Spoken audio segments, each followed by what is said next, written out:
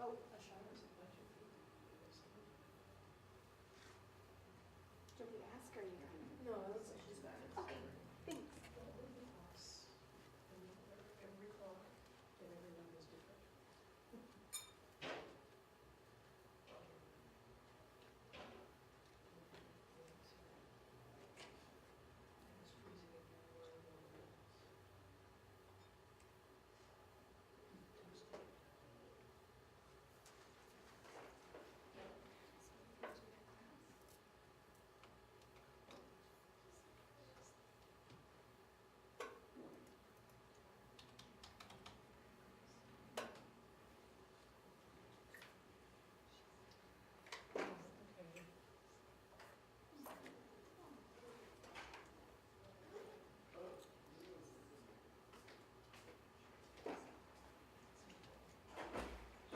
Who's over there? Sasha. What's going on?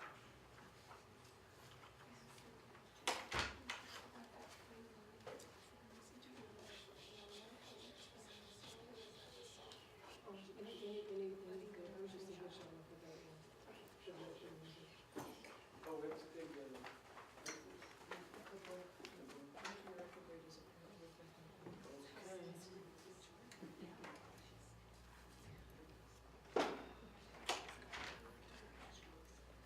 Look forward.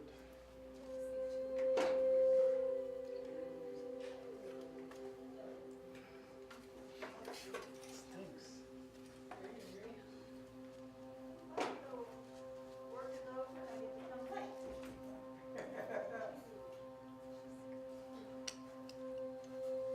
Yeah.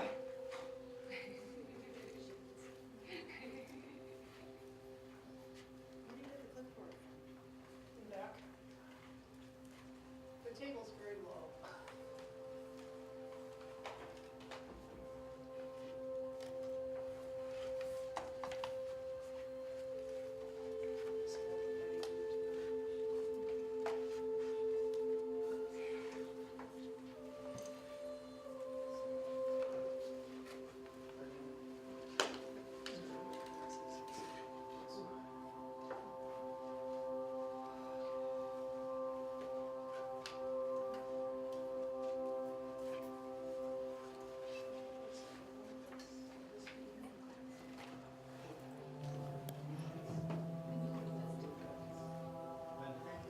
Oh, you've seen that before?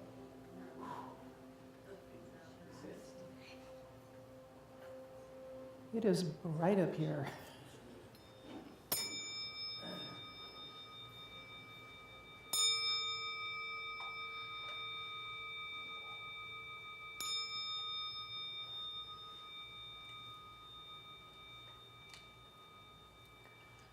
Good evening.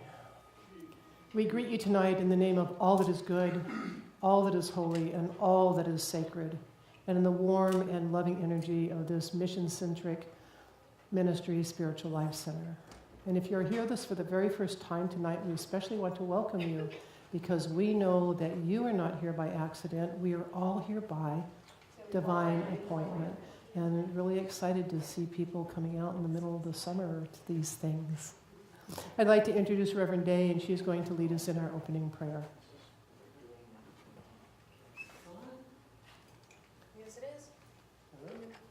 Go ahead.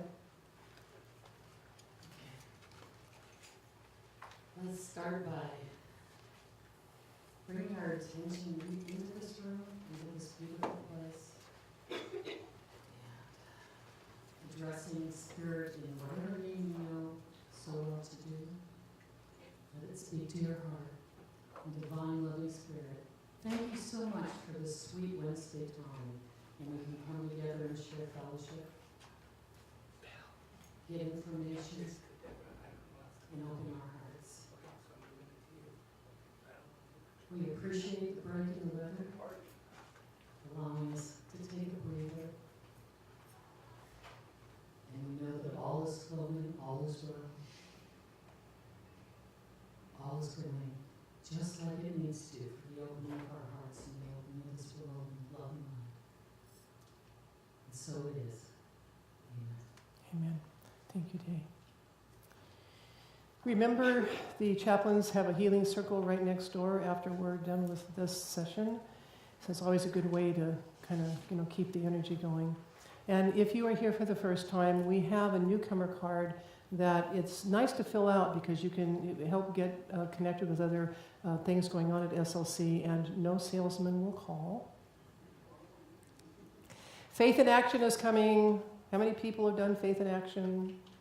Yay. Okay. So the home host and facilitator signups are in progress now. You can go to the website, our website, and then you have to click on events, and then you will find the Faith in Action link to do your sign up to become a home host. And that's through August 26th, because we need that week to get ready, and then the participants start signing up in, when is that? September. We are using the book The Wisdom of the Shamans by Don Jose Ruiz. There's so many people in the family, it's hard to keep straight. But it's a really cool book. I was actually a little bit resistant to it at first because with so many of them. But what he's done is he's taken what his dad and his brother have been teaching, and he wraps it up differently and presents it differently. And it's sort of like he brings it all together. It's a very, very, very cool book. I think we're going to have a lot of fun with it. Pardon? The other brother. Yes, this is the other. This is the brother with the long hair. Yeah, okay. The cute. Pardon? It's called Wisdom of the Shamans. I believe we do have the book in stock, and you can buy it on Sundays. We don't have it tonight. So, and then let's see what else is going on. Tuesdays, starting in September, for 3 Tuesdays in a row, the September 4th, 11th, and 18th, from 6:30 to 8:30, there is a class by Teresa Campos. It's called Braving the Shadow Through the Power of Archetypes. And she says, we are far more than we think we are. We knew that. Our shadow contains not only a side of us we are unaware of, it is also an unrealized creative force in us. These are the disguises that Jung refers to. It is everything about ourselves that we do not know or refuse to know, both dark and light. And this comes right in, fits right in with the Q work that we're doing. It's also going to fit right in with Faith in Action, because there's this very cool chapter in that book that talks about the things in the shadow are not all dark, nasty secrets. Some of them are your best traits that you just don't see yet. So it's a very, very, very neat thing.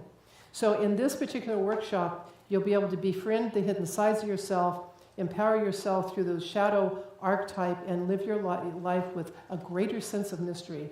So that's Tuesdays starting in September. Next week, how many people know Daniel McCrimmons? He comes on Sunday. He's actually a pediatrician, but he says not to call him doctor because he knows who he is. But we're going to do a Talk the Walk series, so I will be interviewing him, and is going to be talking about the vibrant boy in me. And this is what he says.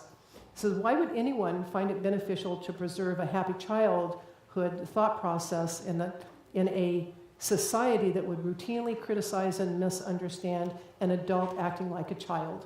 You are expected to grow up. Despite appearances and odds, there must be virtue in recapturing something that was so vital to you during your formative years. Wasn't that the point that Charles Dickens made in The Transformation of Ebenezer Scrooge? Daniel McCrimmons will discuss how he has preserved the happy boy within himself and offer some suggestions on how it can be applied to anyone who is searching for a happier, more satisfying life experience. The happy boy represents a philosophy that connects the happy child with the wise, experienced adult to appreciate life a little more clearly and offer of yourself unconditionally the next human being. So I think that's going to be a really interesting evening. And for those of you who haven't seen a Talk the Walk, I just sit down with someone and we start out with, so how did you get into spirituality? And then we just take it from there. So I think that will be really exciting. So how many people have been here for the other two? Okay. Okay. So tonight we're talking about the law of attraction. And as I've said before, I start getting a little wound up about the language we're using. Okay, I just didn't know if there was a problem, Pam. Because when I hear the law of attraction, I've got to attract something, immediately I start thinking about lack. And so, of course, I want to change the words. And those of you who've been around me a little bit know that I'm always, let's change the way we think about this and let's change the way we talk about it. But first of all, let's have a little bit of background. So why do we call it the law of attraction? It's because whatever it is you're doing always works. No matter what you do, how you do it, it always works, whether you like it or not. So that's why they call it a law. If it's a law, why don't I consistently manifest what I want? That's the next question. It's because what you think may not be in accordance with what you believe you can have or deserve. And then it's because when you think in terms of attracting something, you're automatically coming from a consciousness of lack. And I have this quote from Emma Curtis Hopkins, and I put it on your worksheets because it's kind of long and it's a little bit convoluted. And I think it'll be easier if you can maybe read along with it. And she says, you will notice that the instant that you will notice that the instant you acknowledge that there is good for you, which you ought to have, the thought arises within your mind that you do not have the good that belongs to you. You feel that your good is absent from you. This is also a universal feeling. Every man, woman, child, stone, stick, and snail feels that its good is somewhere else than in it or with it. This is known as a conviction of absence. The conviction of presence is not uttered. That is, we feel the idea of the good being for us, but we do not say so. And we feel the idea of the good being absent, and we keep saying so. We think that our good is absent. We say aloud that our good is absent. So every time, and this is where we get into the conversation, right? And this is where we start to get confused. But the question is that if I don't feel a lack, why am I asking for something in the first place? Right? Okay, so what does that, I might need you here, Jeannie, what does that do to you? What does this first kind of thing do to your brain? Using the word attraction in my brain automatically signals lack. What does it do for you? When we talk about the law of attraction, what is your relationship with that? We need the microphone, I'm sorry. It makes me think of wanting more and wanting to attract that more in, but yeah, you're right. Right. What else does it do? I mean, what does it make you feel like in your stomach or in your heart or in your head or whatever when you say, I'm going to attract something in my life?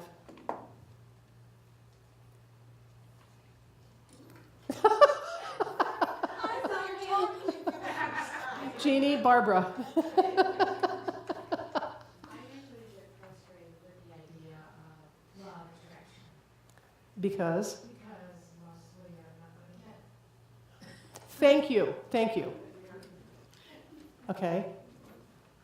Okay, what did she say? She said she mostly gets frustrated with the law of attraction, and I said, why? She says, because I'm not going to get it. Okay? My brain says opposites attract, and therefore, if I'm looking for something good, I must be not good or the opposite. It's just kind of a logical, yeah, it's a trap. It's a right brain thing. Yes. Yeah. And so, you know, what I keep saying is that when we have to be really conscious of what these words mean to us. I mean, I can read Emma Curtis Hopkins and all of Fillmore and everybody and take in what they say, but what those words mean to me are what are going to drive how I am working with my own stuff, so to speak.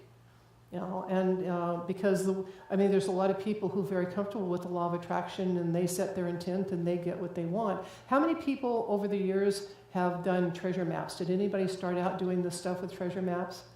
When I started in metaphysics in the a long time ago, in the mid-70s, like 75, 76. I mean, treasure maps were all the rage. And if you make it specific and you're going to get exactly what you want.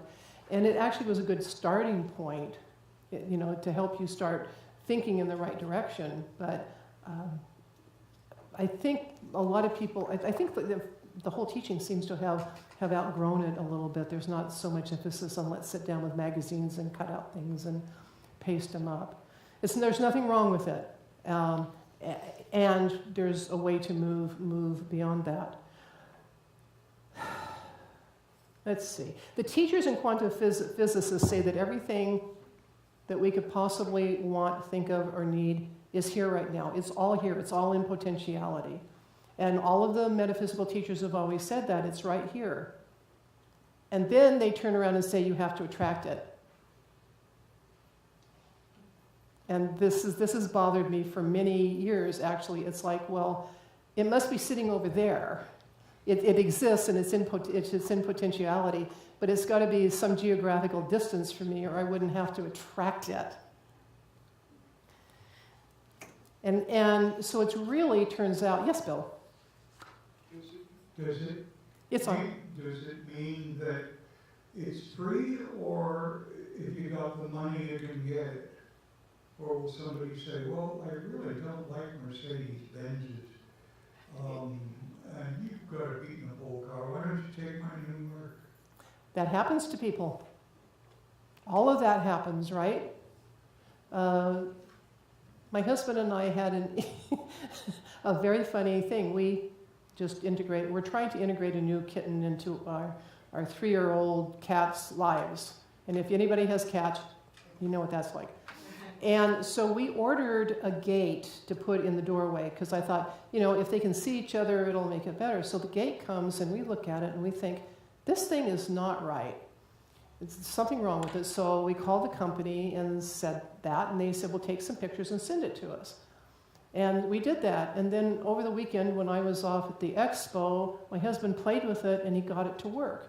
So we decided that maybe we were just, you know, we were being silly and it just looked wrong to us.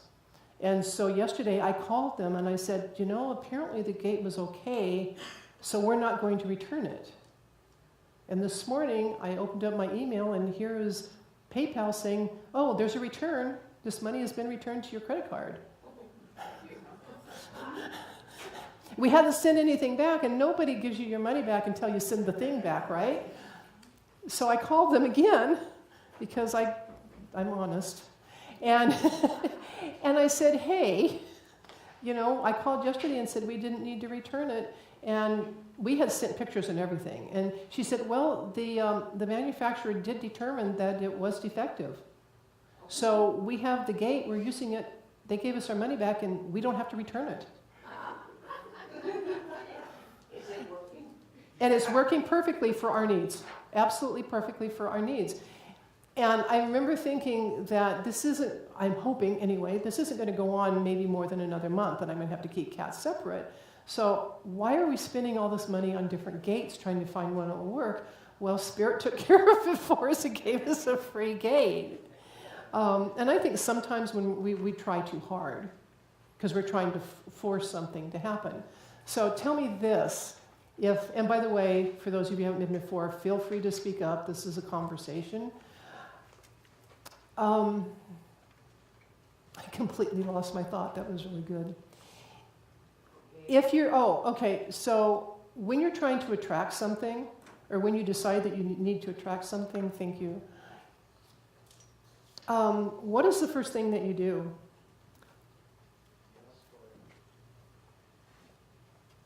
You ask for it, okay. Okay. What else do you do?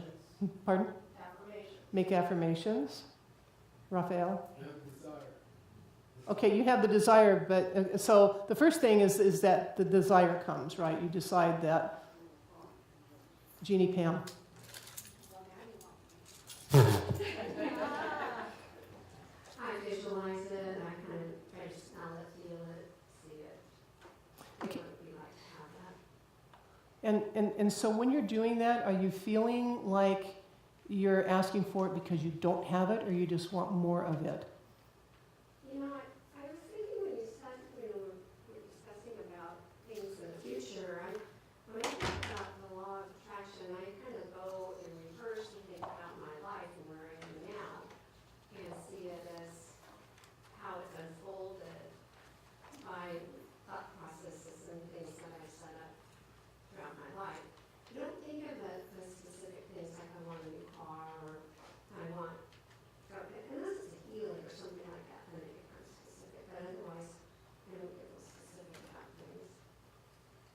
So you kind of operate on quality of life then.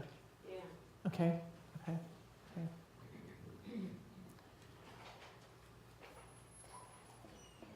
Anything else? Barbara? Well, this is maybe an indirect, statement, but, when I was younger, I wished for a new car, but I didn't have the consciousness to, let's say, attract one. So I kept getting cars that were gonna break down, and by the time it broke down, then I'd replace it with another older car. And then finally I got fed up and I got a brand new car. And I think there's something in there about observability. Thank you. I was going to get to deservability, because the teachings, the basic teachings are, they say that you have to believe when you are wanting to manifest something and bring something into your life. You need to believe it. And the way you begin to believe it is by saying affirmations and changing your mind about what you think. And in many respects, I personally believe that becomes a pretty mental process. And what the newer, more modern teachers are saying, that it has to become a matter of the heart. You have to feel it. It has to become part of you. It's just not a mental exercise. If you don't believe it, if it's not part of you, then it's not going to happen. And I think in some respects as well, the older teachers are misconstrued. They talk so much about mental science because they were trying to be scientific and they were trying to differentiate from the other kinds of religions and say this is another way of working. So, but since it needs to become a matter of the heart, how do you work with that? And how do you start to generate that intent with something that, how do you stop thinking that you're lacking something and still ask for it? How do you do that? Anybody have any ideas on that? You need to be open and accept and understand that if you desire it, then God wants you to have it too. Desire means of the Father. And our desires are put in us as part of our being from the Father, not Father, Mother, God that made us want the kinds of things we want, and we have to be open and accept in order for the pipeline to open and have a good flow through to us. So we have to understand that we are children of God, we are desiring good things, and we are meant to have good things, but we have to be open to receive them too. Okay. Bill, did you have something? I would like a good memory. What was your question? How do you ask for something without thinking in terms of not having it? How do you do that in Jeannie? Oh, okay. Yeah, there was something I was very interested in the third grade. One of the kids in class had something I wanted a lot, and I couldn't get my hands on it. And years later, I was working somewhere, and they said, "Well, we've got a whole bunch of a box of that stuff. Do you want it?" And at that point, I said, "No." I had, in the meantime, read about it and studied it, and I really didn't want it for the historical purpose. Right, right. And over here, Jeannie.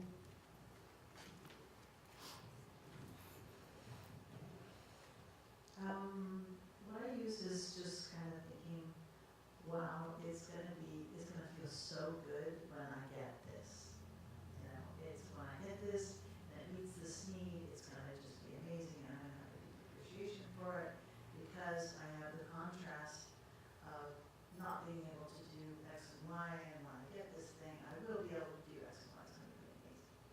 So you're looking at it as an asset that's coming in to help you along the way, as opposed to, oh, I don't have this and I'm desperate and I need it. You're thinking augmentation. You're augmenting what's already going on with a newer, or you're upgrading somehow. Okay. So the truth is that if you want to start thinking in terms of maybe not necessarily using the word attract, think in terms of resonating. Now, we all resonate with each other. This bell resonated. If I had it next to a flame, the flame would have resonated with it, right? It would have moved. And we all resonate with each other because we're energetic beings. And everything is energy. Everything is made out of exactly the same thing. There's a bunch of atoms running around, and they arrange themselves in certain ways, and that's how we end up with chairs and walls and people, but it's all the same thing. And so it's a matter of resonating with the thing that you want, and which is the emotional resonance. That, okay, I can, and the only way you can resonate with it is deservability. If you don't believe that you can have something, then you're probably not going to resonate with it. Or you might resonate. There was this example, another example is there is this, I should have had a picture of it, but I was at the arts and crafts fair that they do at the convention center in the fall, in the late fall, with really high-end stuff. And we were walking around, and there was this Japanese sculptor, and there was this sculpture of an elephant as a monk. I walked up to this thing, and I burst into tears. I just looked at it, and this is not something that I normally do. And I looked at it, and I couldn't walk away from it, and I finally forced myself to walk away from it. And then I went back, I said, Jim, I just have to go look at it again. I know we can't have it. It's too dangerous with all the animals and everything. We have no place to put it. And I walked back, and I found the artist, and I said, I'm not going to be able to take this, but I want you to know that I am so glad you brought this into manifestation. And I couldn't walk away from it. And I was in tears again, and he was in tears, and it was just like, he was so appreciative that I was appreciative. And my husband, it's like, this thing is pretty fragile. And he said, I don't know where we would put it. And I said, I know, and it's not the cheapest thing on the planet, and I'm not going to ask that we do this. And it's in my house. Because I don't think he'd ever seen me react to a piece of art like that either. And I totally resonated with it. It was my heart, and I was its heart. And when it's on that level, it's going to be there. I will never say that I attracted that. I believe we just came together when the time was right. I didn't try to force it to happen. I was going to walk away from it because it's a piece of art, and and it's just the most amazing. It was just the most amazing thing. And then someone has told us about museum goo, where you stick things down and it doesn't go anywhere. Didn't know about that stuff, and so I learned 2 things in one day. But it was such a moving experience that I didn't have to give. I got it. It came into my life, and so that's a kind of resonance. And I'm sure how many people have walked into a room and the first thing you wanted to do was just walk right out again because it felt so icky. You didn't want to go. Right. So you didn't want to go in there, and you didn't want to resonate with that. It was so foreign to your energy field that you didn't want to do it. Or you walked in and then you just felt awful. Because we do resonate with each other. We pick up and it's not that we pick up each other's energy. This is a really important point that I actually only learned a couple of years ago. It's like, well, I was around that person and I picked up their energy. Well, we don't really kind of go splashing our energy around like that. But what it is we resonate with whoever we're around. And so maintaining, there's this, what was the sister, the woman who came a few months ago that we all went down to the Scottish Rite Center, cannot remember her name. Sister Hansa's teacher. Sister Hansa is from her group, but the teacher who came from afar. Anyway, what she talked about was that, I could be at 60% frequency, and I could walk in and a person could be at 20%, And so, or I could be at 80%, so I have the choice, do I go down to the 20% or can I maintain 60%? And that's so, I mean, this is all about the same thing. It's all about vibration. It's all about connectivity. It's all about awareness. You know, the thing that I want most in the world, whether it is a material thing or something that I'm supposed to be doing, it's already there. It's already here. It's not even there. It's here now, and it's inside you. And it's about becoming aware of that and resonating with it and allowing it to come up and out. Does that make any sense? Good. And so, you know, if you can start to think in terms of, if I can, what is it? If I can think it, I can have it. If I can think it, I can do it. But there's also all those things that are so much better and higher than what we can even imagine. And so sometimes I think by doing the treasure maps and stuff, we're limiting ourselves. You know, we always say this or something better, but I mean, I could never have imagined having that statue in my house. I just couldn't. Now, I've only been married for 15 years, and the 22 years before that, I lived on air. I had a job and stuff, but I had nothing extra, and so I still haven't allowed myself to get spoiled. And so it was such a very, very cool thing that happened. But I also think that I had my moment there of not feeling like I deserved such a beautiful piece. And I think I've told this story before, bear with me if I have, but I had this friend who was going through some really serious financial things. It was always a struggle, and I spent a lot of time on the phone being compassionate. And one day I said, well, do you think maybe you don't think you deserve anything better? Oh, no, that's not it. I'm sure that's not it. I'm like, okay. And so about a year later, we talked in between, but about a year later, we're having the conversation, so I said it again. Oh, no, that's not it. And things had gotten a little bit better, and she called me up. We were talking, it's about another year. And she said, you know what? I'm starting to think maybe I don't think I deserve this. It took her that long. Actually, it took longer than that, but it took planting that seed and just allowing her to do her thing for her to realize that maybe she didn't think that she deserved what. And that is probably because undeservability is very much a heart-centered thing with us, right? It goes straight to our emotional nature. I couldn't possibly deserve that. And then you can't imagine having it. And then you start thinking, well, if I work hard enough, I'll attract it. I'll hook a big rope to it and I'll drag it into my life. So that deservability thing is a whole other thing. So, what time do we have?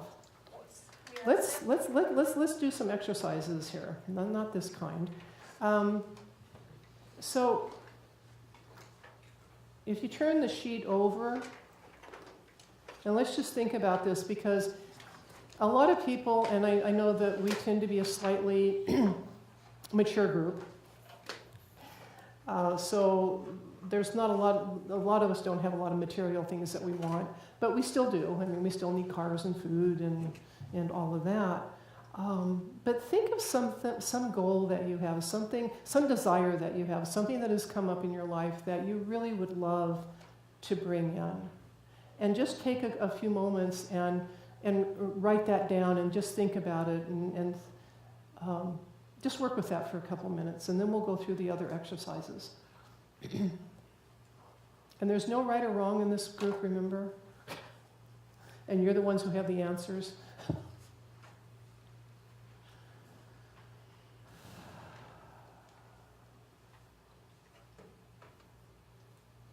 It can be as simple as wanting the daffodils to grow even taller.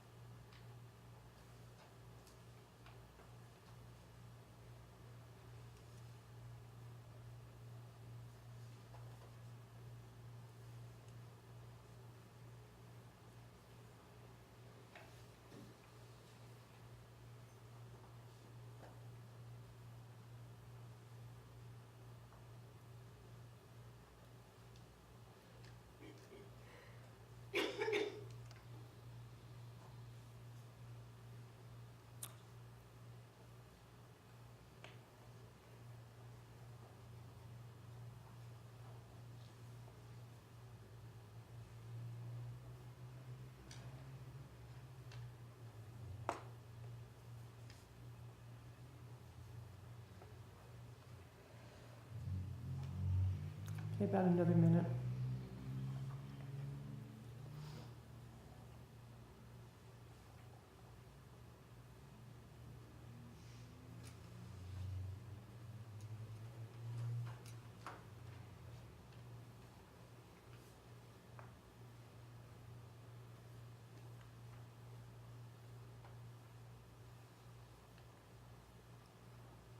So was this an easy thing for you to do, to come up with, to actually write down a goal or something that you want?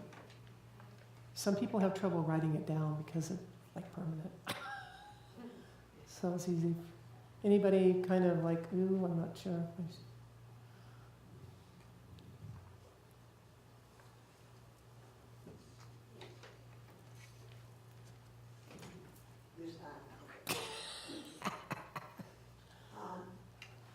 Because of my history of being depressive most of my life, what I want is to not have depression.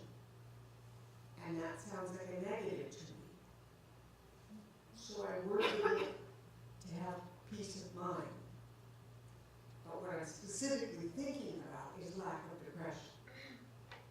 Is that a goal? Absolutely. And you just did affirmation to denial perfectly.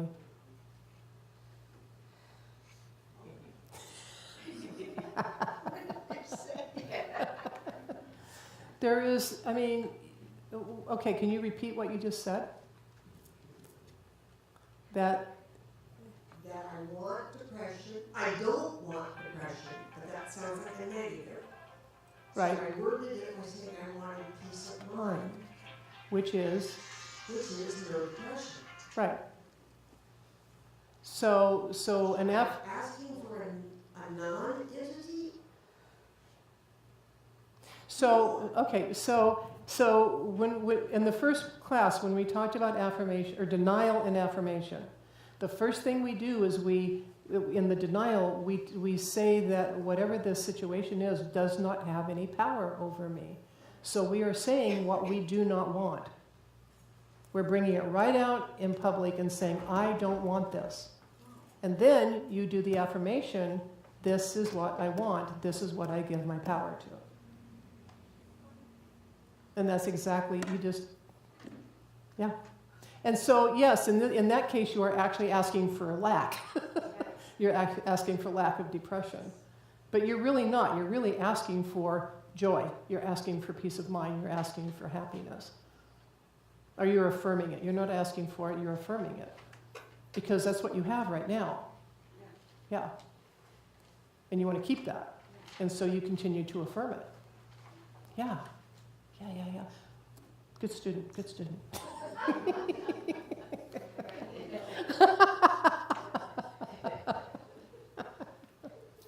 So the next, what is the actual next question? Is your goal something that's right for you?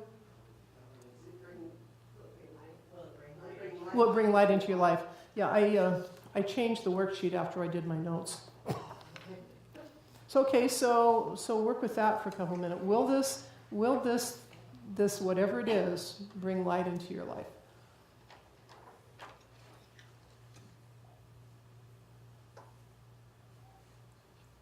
Meaning, will it be good for you? Well, sometimes we ask for things because we think we should. I'm supposed to. S-P-O-S-T-A, supposed to.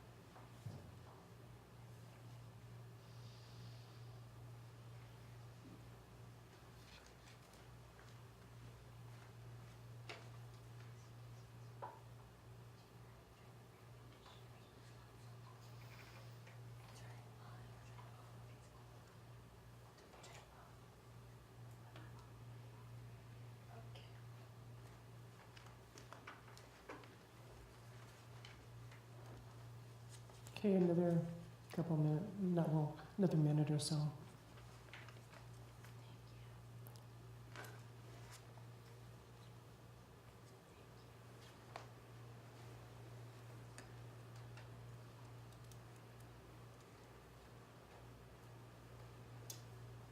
So what does that question do for you or to you?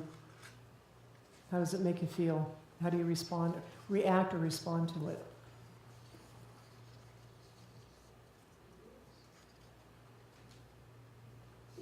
It is. Okay. Question was, will it bring light into your life? I had 2 words, yes. Did anybody run into, well, I'm not sure? Okay. But can you see how that might happen if there's something that you feel like you desperately want? It's like Bill wanted this, whatever it was, and probably spent a long time thinking he wanted it. And then when he finally got to being able to have it, it's like, nah. Of course, he'd matured and changed, and his needs changed.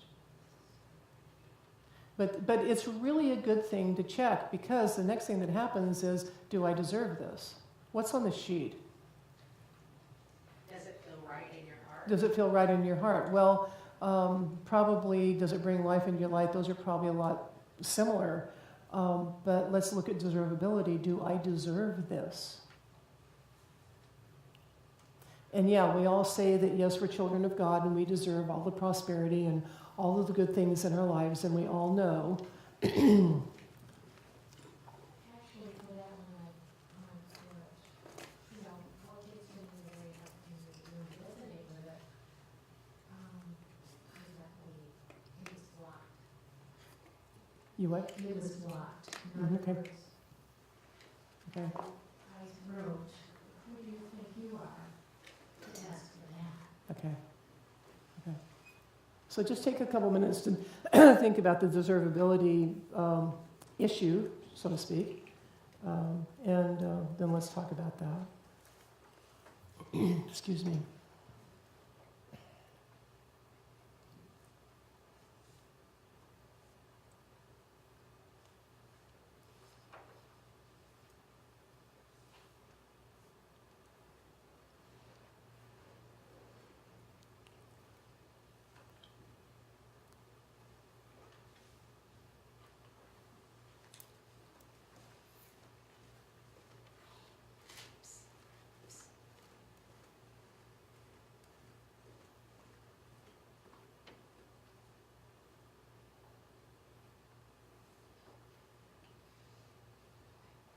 So what did that do for you or to you, or what kind of response? Anybody get a tight feeling in their stomach, or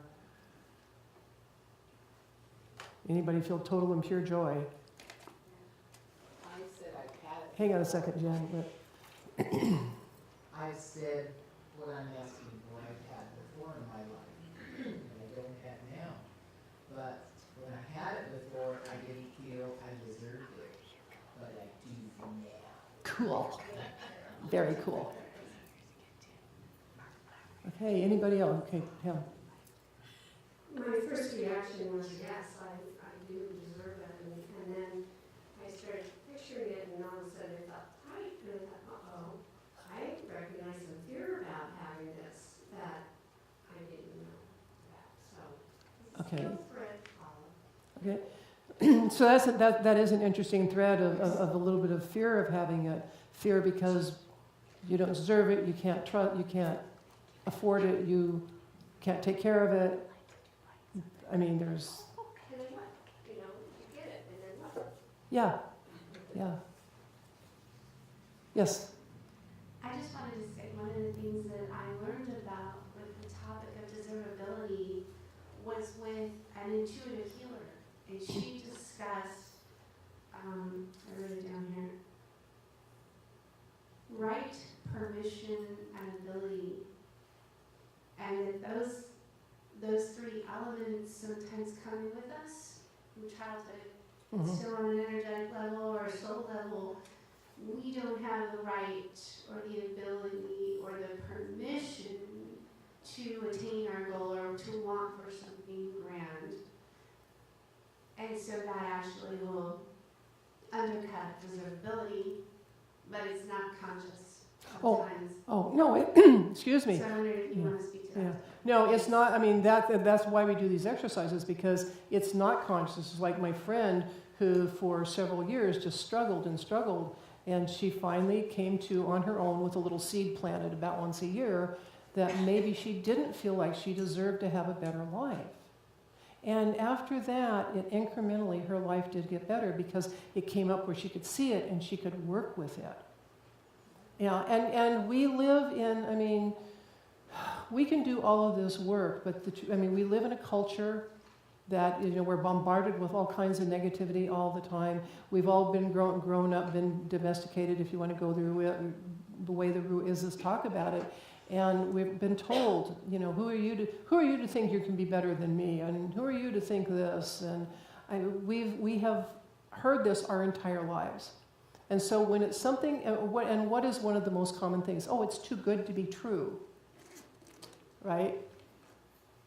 And so we start to believe at a very early age that there's just some things we can't have or shouldn't have, or they're not for us. I mean, I'm really glad our culture is not perfect, but there's countries, even in England, if you're born in a certain clan, you're pretty much expected to just stay where you are. And you're not expected necessarily to go to university. You just do, you live your life in this area, and you can't go up at all. And fortunately, we live in a country where it is more permissible, and you can actually do that. But we still have all this stuff in our heads about, and in our hearts and in our bodies, because it lays in our bodies as well, is that we don't really know what's running us. And so these exercises are really good. So if there's something that you really want and you're wondering, why is this not manifesting in my life? Well, golly, sit down and just, do a little exercise of what happens when I write this down and say, I really, really, really would like to have this in my life. And then you're not reaching out here and trying to pull it in and force it to come in. It's like, I'm going to raise my consciousness and open myself to it.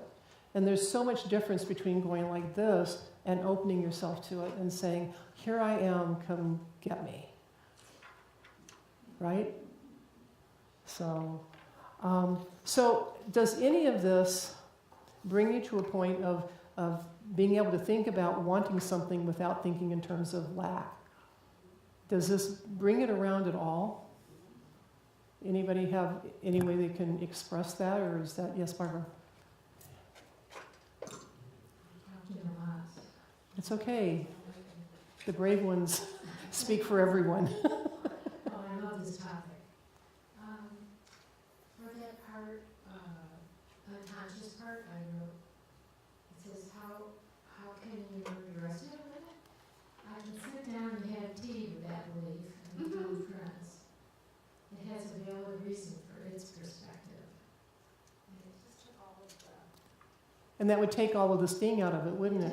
Yeah. One of the things, I have a little workshop that I developed, and it's a thought belief alignment, and there's these steps is where you discover the belief. You come up with your goal first, and then you validate it, which is what we've done, and then you listen to your back talk and your self-talk about all the reasons why, no, this isn't okay. And then you talk to that belief and you acknowledge it. You don't accept it, but you acknowledge it. And then you sit down and you thank it. And you say, thank you very much. I appreciate you. You've served a purpose in my life. And I see you and I release you. And then there's a release exercise. And that's another way of, it's like, but I deserve, and every person in this room and everybody deserves to walk through their life having the things that they need to do that. Their talents and their gifts and their material means and all the other things, and we all deserve them, but we're so geared to lack, and of course all of the advertising everywhere now, the internet is telling us all the things that we don't have that we need. TV does it too, unless you're on Netflix, and then you can avoid that, but you know what I mean? And so we're completely surrounded with being told that we don't have enough. And honestly, if you're being told that you don't have enough, ultimately you probably start deciding that you are not enough.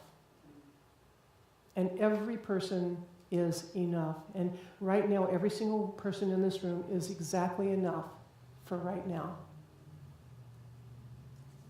Any other comments? Any other questions? Yes, Bill. And then Paul. I found that I could only get a certain price for the jewelry that I designed. I took a couple of weeks off to Laguna Beach, and one of the staff decided he'd represent my line. And when I got back, I found out he tripled all my prices, and he sold everything. And this just reinforces what I've learned through the years, that you need, I need an agent. I can do the creative stuff, but I need somebody to schlep it to the public and say that it's fantastic, it's unique, it's crafting, it blah, blah, blah, blah, and it's worth so much more, but we're having special today. And absolutely right, Bill. You know, I mean, because that's the thing, is a lot of times when you create something, trying to put it out into the world, you have a whole different idea of what it means to you. And so having a go-between sometimes is very helpful. Paul. I did this last year, and I'm asking for the same thing this year. I want the right and perfect job. When I was questioned deeper on that, what does it look like? I said, well, I see myself teaching art to students, and it's kind of used in the way of therapy. It turned out that I didn't get a job. I was substitute teaching, and I had a fight with God. Good story, dark night of the soul stuff. But I ended up teaching art in a Title I school. Kids were homeless, broken, on drugs, jailed, the works. They had the works. And I was doing exactly what I asked for. I got exactly what I asked for, and I'm still fighting it. I thought it was not the right and perfect job, until I realized that it was feeding my soul. And I went, oh my God, check that out. So I'm not teaching art this year, but I get to do it again and ask for the right and perfect job, and I have to figure out what it looks like. That's a very cool story. Yes. Oh, I was just going to say, throw in length of time too, because sometimes you'll get it, but it'd be like if you only ask for a day. Like, Right. I want this, and they're like, all right, well, okay, you got it for 12 hours. Yeah, make sure you ask for time. So one of the techniques that I started using when I was adrift, I had been ordained, and the church that I tried to get involved with had a major shift in personnel, shall we say, and there was no place for me there. And I wasn't working there, I was just trying to get my foot in the door. And then there was 3 years, 2.5 years, where I just couldn't land. And there is a song by Leonard Cohen called Show Me the Place. And it's show me the place where you want your slave to go, and we won't go there, that's a long conversation, but and roll away the stone, I can't do this alone. And so I just started walking around going, show me the place, show me the place, show me the place, show me the place, and on and on and on, and guess where I landed?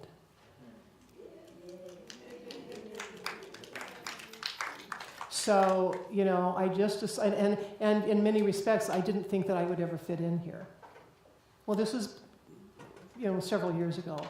And so, and for one thing, for the first few years, I didn't know this was that they really was technically a unity church either. But I, you know, and so I just kept saying, show me the place, show me the place.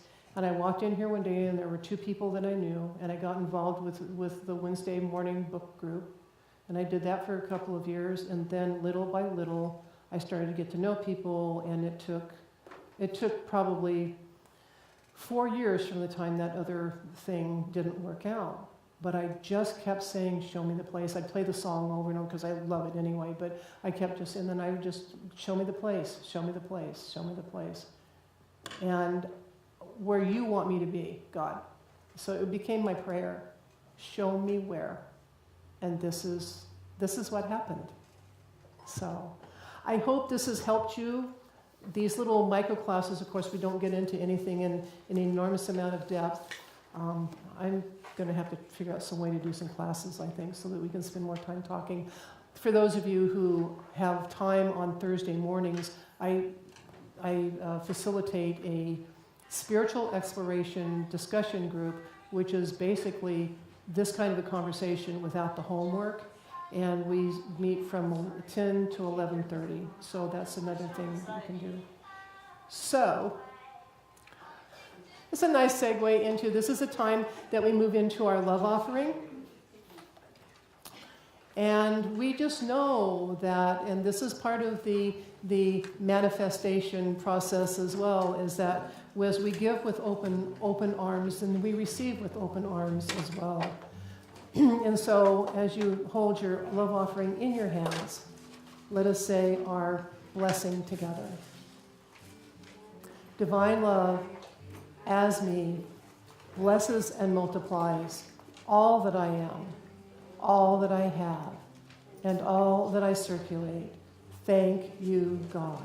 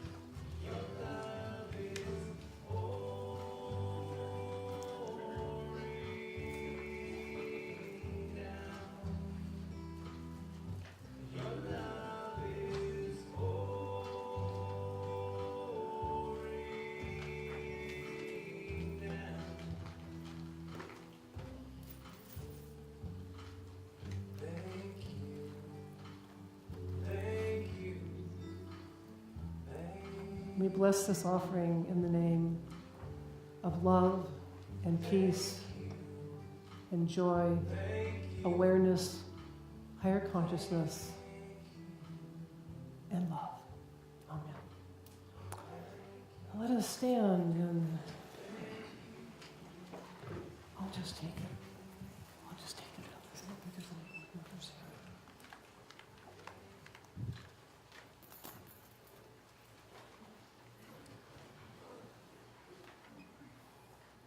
All right. We have a snake tonight.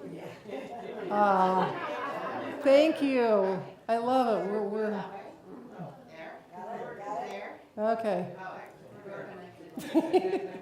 All right, everybody take a. Everybody, you guys rock. Okay, so. Oh, all right. That's cool.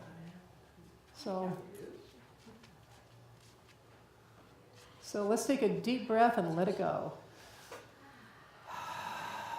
Together, the light of God surrounds us. The love of God enfolds us. The power of God protects us. The presence of God watches over us. Wherever we are, God is, and all is well. And may the joys of the world go with you. Good night. Thank